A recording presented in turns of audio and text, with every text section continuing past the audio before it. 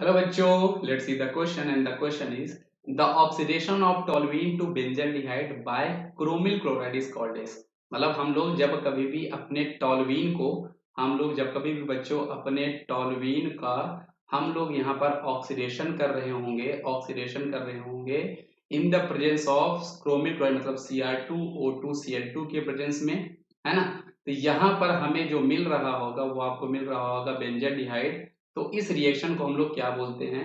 तो एक्चुअल में बच्चों ये जो आपकी रिएक्शन होती है इस रिएक्शन को हम लोग बोला करते हैं इटार्ड रिएक्शन। और यहाँ पे हम लोग नॉन पोलर सॉल्वेंट यूज कर रहे होते हैं, या तो आप CH2 यूज कर सकते हो और यहाँ पर आप CCl4 यूज कर सकते हो, है ना।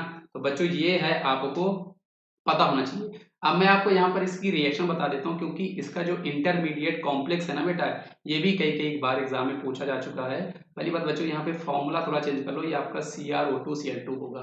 तो एक्चुअल में यहाँ पर होता क्या है, सबसे पहले जो आपका CH3 होता है उसकी जब हम लोग रिएक्शन करते हैं CrO2 Cl2, तो यहाँ पे जो आपको कॉम्प्लेक्स मिल रहा होता है बच्चों, आपको ये कॉम्प्लेक्स भी पता होना चाहिए। कई बार एग्जाम में ये कॉम्प्लेक्स भी पूछा जा चुका है।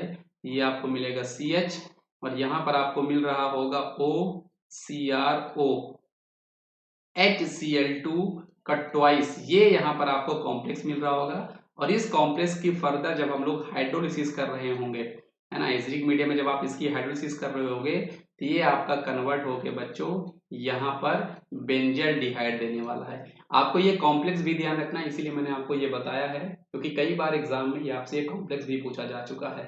So the oxidation of toluene to benzaldehyde by chromyl chloride, इस रिएक्शन को हम बोलते हैं इटार्ड रिएक्शन, है ना। आई होप आपको ये कॉन्सेप्ट समझ में आया होगा बच्चों। Thank you.